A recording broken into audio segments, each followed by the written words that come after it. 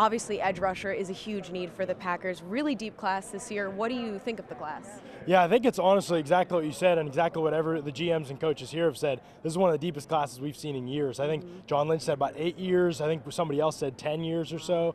So it's a loaded class. Yeah, no doubt about it. I think there's depth in the class throughout the middle rounds, but in the first round, wouldn't surprise me if we see 5 or 6 edge defenders come off the board. Really, the class talented from top to bottom, but plenty of spots for Green Bay, whether it's a 12 or a 30. They could potentially hit on the position in multiple spots. Sure, and at the Combine, what are some of the drills and things that you particularly look for with this position group? Yeah, so I think one of the things that you got to watch for with edge defenders is the 3-cone.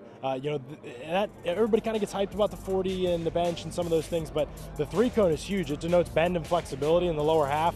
I don't think as an edge defender in the NFL, you can really win successfully 1v1 as a pass rusher if you can't run the outside edge track on the outside hip of the tackle. So to me, that's the most important thing. Can they win in that plane? And to be able to do that, you have to be able to have some bend, some flexibility to be able to get under tackles. But also I look at the jumps because lower body explosiveness, I think it's key to evaluate that, and the 10-yard split as well. To me, how fast they are with those first 10 yards is way more important than what 40 they run. More explosive you are, both out of your stance and in the first couple steps, that's really all that matters for the edge defenders. So to me, the 3-cone, the 10, and the jumps too, to a degree, are really important for the edge guys. Without having seen that yet, obviously that hasn't happened here at the Combine yet for that position group, who are some people that have stood out to you on tape so far that the Packers could possibly be interested in?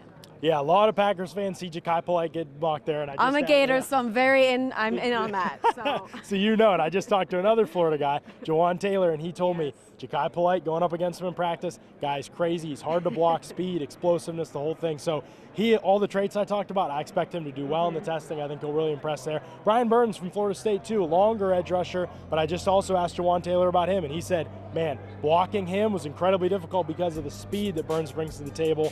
I think he's going to really test well as well. So there's a couple guys in this class. Josh Allen, of course, people know about as well. I think Montez Sweat and Cleveland Farrell are not as good of fits for Green Bay maybe as a guy like Ja'Kai Polite or Brian Burns. So I would say Polite and Burns, considering Allen's probably off the board, are probably the top guys on my radar if I'm a Packers guy. But later in the draft, Christian Miller from Alabama might be a name to watch too.